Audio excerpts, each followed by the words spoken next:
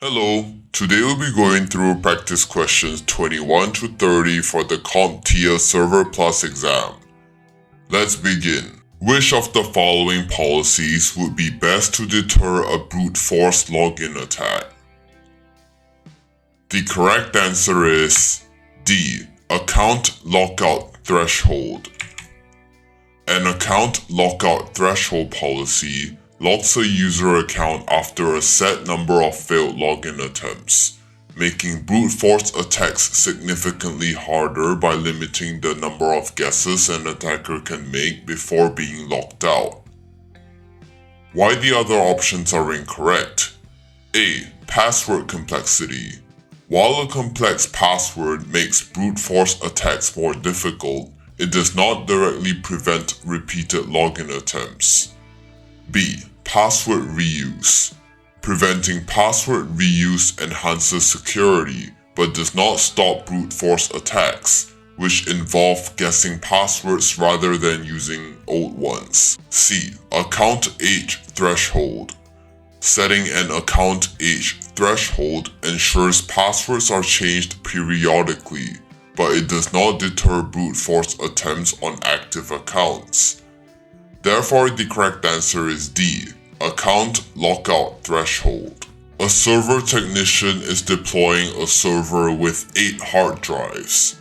The server specifications call for a RAID configuration that can handle up to 2 drive failures, but also allow for the least amount of drive space lost to RAID overhead. Which of the following RAID levels should the technician configure for this drive array?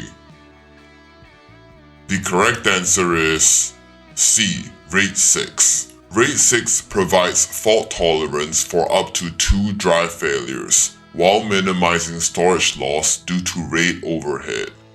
It achieves this by using dual parity, meaning that 2 drives are dedicated to parity and the remaining drives store data. Why the other options are incorrect? A. RAID 0.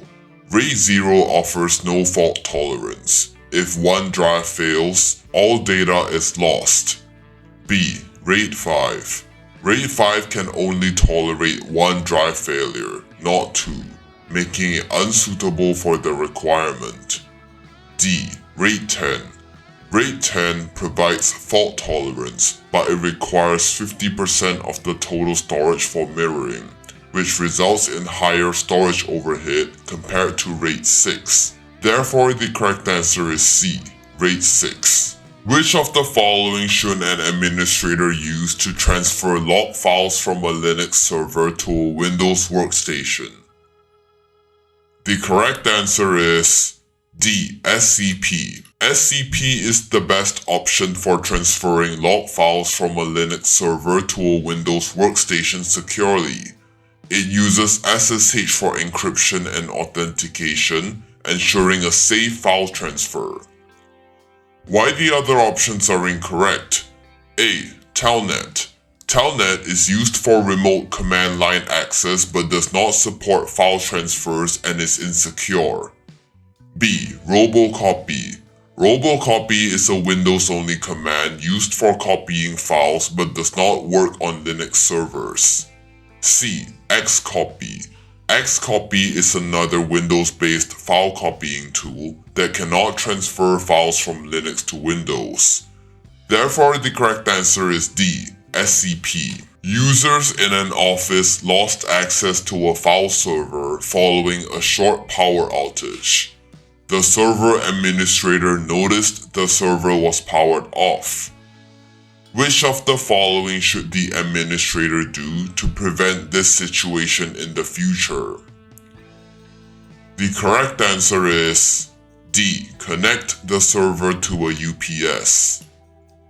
An uninterruptible power supply provides backup power during short outages, allowing the server to stay online or shut down gracefully, preventing unexpected downtime. Why the other options are incorrect?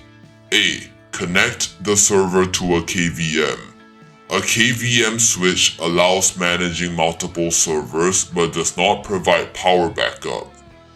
B. Use cable management. Proper cable management improves organization but does not prevent power-related issues. C. Connect the server to a redundant network. A redundant network ensures network availability but does not keep the server powered during outages. Therefore, the correct answer is D. Connect the server to a UPS. Which of the following describes the installation of an OS contained entirely within another OS installation? The correct answer is D. Guest. A guest OS is an operating system that runs entirely within another OS inside a virtualized environment. It is managed by a hypervisor and operates independently from the host OS. Why the other options are incorrect? A. Host.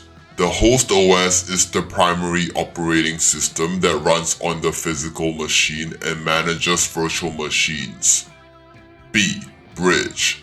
A bridge is a networking concept that connects two networks, not related to OS installation. C. Hypervisor. A hypervisor is the software that enables virtualization by managing multiple guest OS instances, but it is not the guest OS itself. Therefore, the correct answer is D. Guest. A server technician is installing a Windows Server OS on a physical server. The specifications for the installation call for a 4 TB data volume. To ensure the partition is available to the OS, the technician must verify the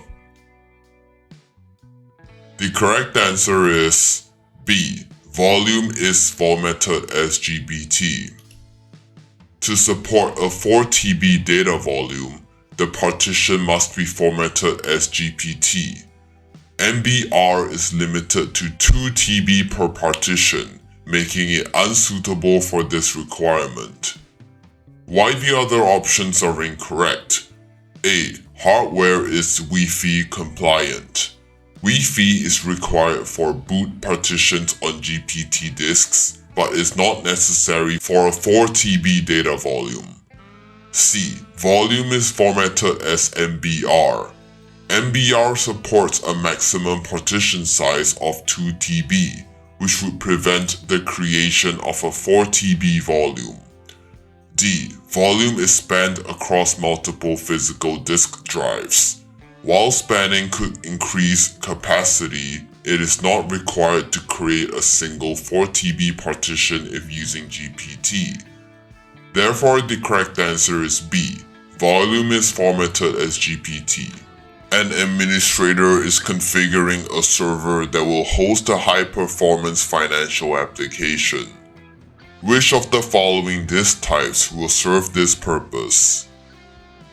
The correct answer is A. SAS SSD.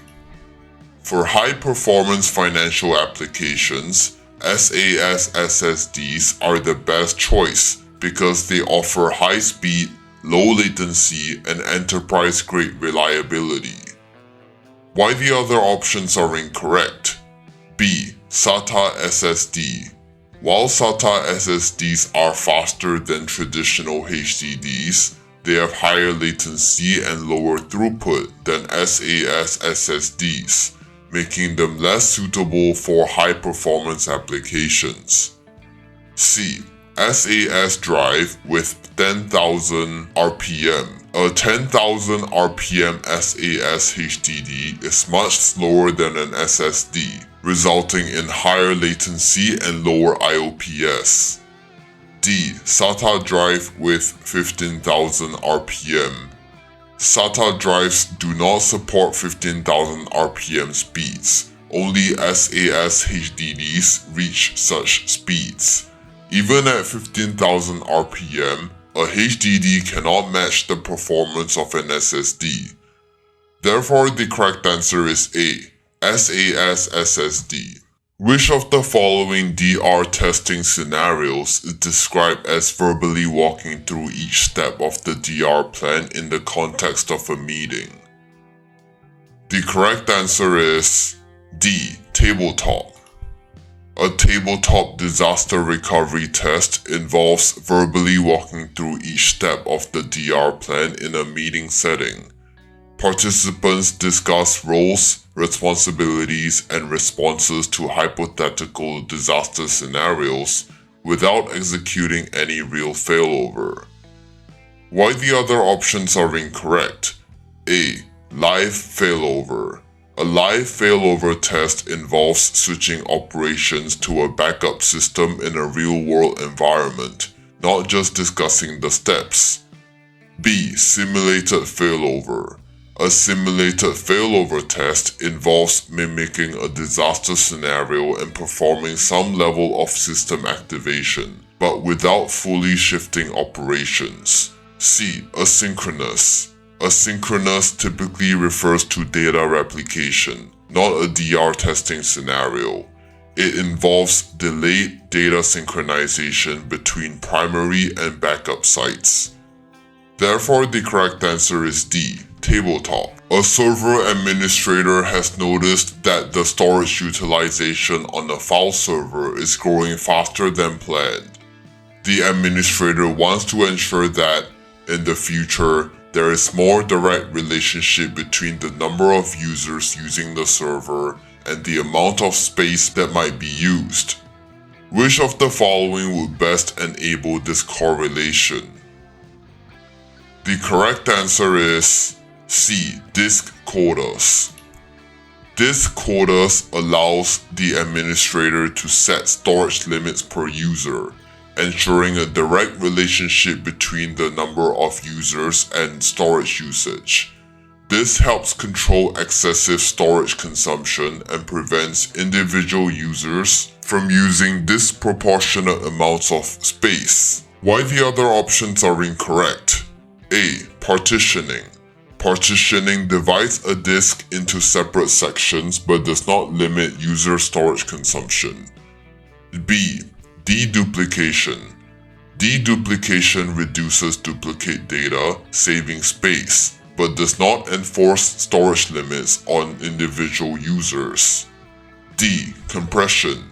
Compression reduces file sizes but does not directly control how much space each user can consume. Therefore, the correct answer is C. Disk quotas. We have come to the end of today's video.